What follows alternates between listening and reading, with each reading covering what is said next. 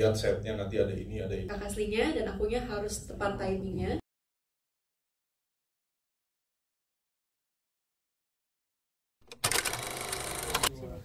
Oke, lihat ke kanan. Kanan, yes. Perlu kanan apa bawah? Terima aja ya. Ada satu scene yang dimana Ningrum dari atas turun ke bawah untuk menyerang. Itu sebenarnya lumayan challenging karena involves a lot of people, involves sling juga, yang dimana sling itu koordinasi antara kakak aslinya dan akunya harus tepat timingnya. Kakak sling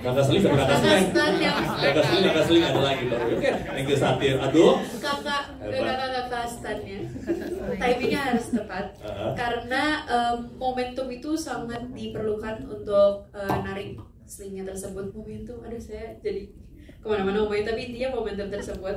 Lalu ada beberapa, ini semoga nggak spoiler sih, enggak, fighting scene yang menggunakan teknis kamera yang juga lumayan kompleks. Jadi kekompakan dengan kakak-kakak departemen kamera juga harus itu, karena selain safety itu udah nomor satu, itu harus banget, itu penting untuk achieve scene yang ingin di achieve tersebut. Itu timingnya semuanya harus tepat. Paling itu sih kalau dari aku. Oke, mengkompakkan dan mengkoordinasikan dengan pas ya. Oke, kemudian Mas Tommy, kenapa suara hatinya Daru aja yang terdengar? Kalau semuanya punya suara hati, rame filmnya. ya, kenapa dari semua karakter Daru yang akhirnya diberi kesempatan untuk menyuarakan suara hatinya? Ya, karena kita ngelihat dari sudut pandangnya dia sih sebenarnya kan, yang mengantar penonton masuk ke dunianya penjaga iblis turun ini kan karakter Daru gitu. Seorang yang tidak percaya dengan hal-hal seperti ini, dia punya misi untuk men-solve sebuah kasus, menginvestigasi sebuah kasus, tapi dia tiba-tiba berhadapan sama dunia yang selama ini dia nggak pernah terpikir kalau itu ada. Itu sebenarnya makanya kenapa jadi suaranya dia yang dengar buat penonton itu sih. Oke, gimana? Cukup menjawab Mas Susan ya? Oke, thank you. Kemudian bahasa Jawa. Ngerti sih, tapi kebetulan Jawa yang dipakai di mantra penjaga iblis itu Jawa kuno, bukan Jawa sehari-hari, jadi di atasnya kromo inggil. Dan caranya saya menghafal itu kata per kata, saya artiin dulu bahasa Indonesianya, baru saya lafalin pakai bahasa Indonesia supaya saya ngerti banget artinya, baru saya pindahin lagi ke bahasa Jawa. Begitu. Coba dong. Udah, pastinya jangan tambah-tambah lagi nih. Udah tim editor nih, kita dia durasi. Durasi. Oke, Pak Wiki gimana? Pak Wiki, kalau Pak Wiki ngomong saya nggak ikutan. Enggak, cuman ini aja. Tommy hebat ya. Sutradara iya, penulis iya, konsultan ketinggian iya. Dan tadi koreografi iya. Dia kan konsultasi sama Tommy. Penendang cash juga beneran emang. All out banget nih kayaknya emang. Bapaknya anak-anak. Oke, thank you. Dengan berikutnya Leo sebagai seorang wartawan investigatif. Waduh, lali aku ya. Gitu. Terima kasih Mbak Gio pertanyaannya. Jadi kalau untuk aku menjadi penjahat, ternyata I love it.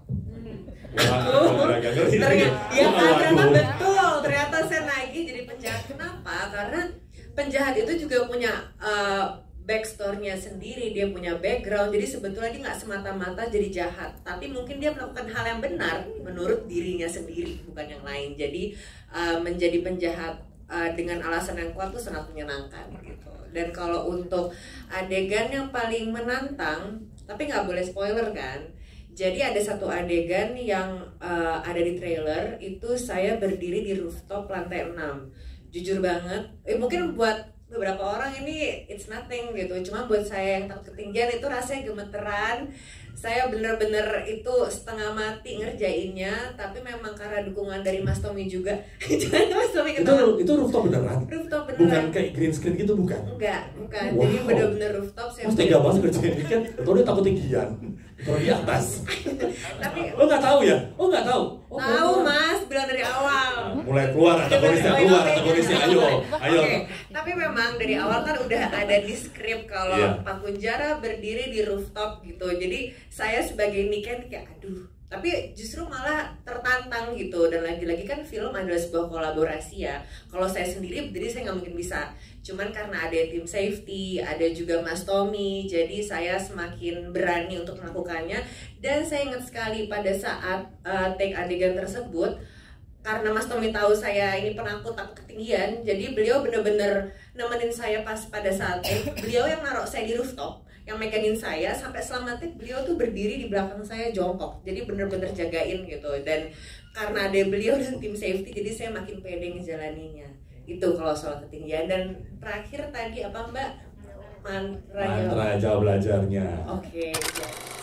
Tadi pertanyaannya gimana pendekatan kepada karakter. Iya.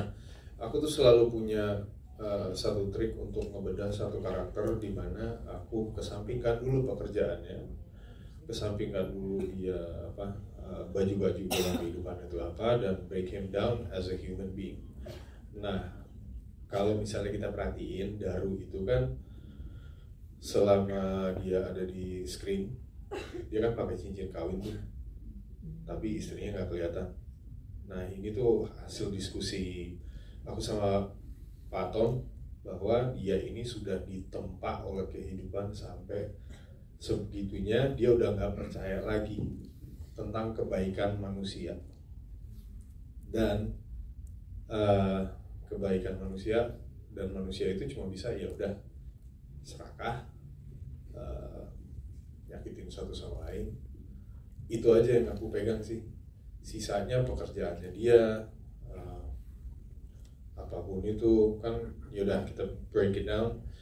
Seorang wartawan itu berdasarkan data, analisis, fakta-faktanya apa, ya udah kita ambil logikanya itu aja.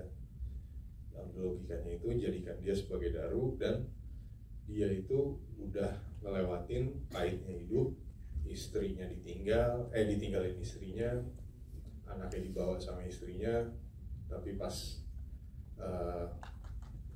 pokoknya intinya dia ditutup lah sampai dia nggak bisa nemuin mereka lagi. Tapi dia juga nggak mau ngelepas cincin nikahnya itu. Jadi as a reminder bahwa pernah gagal, bukan as a reminder bahwa gue ada pemiliknya gitu. Nah, dari situ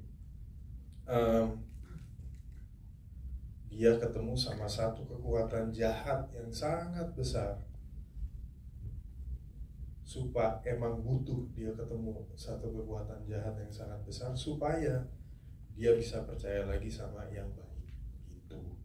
Nah, kalau untuk apa lagi ya tadi ya? Gimana latihannya? Latihannya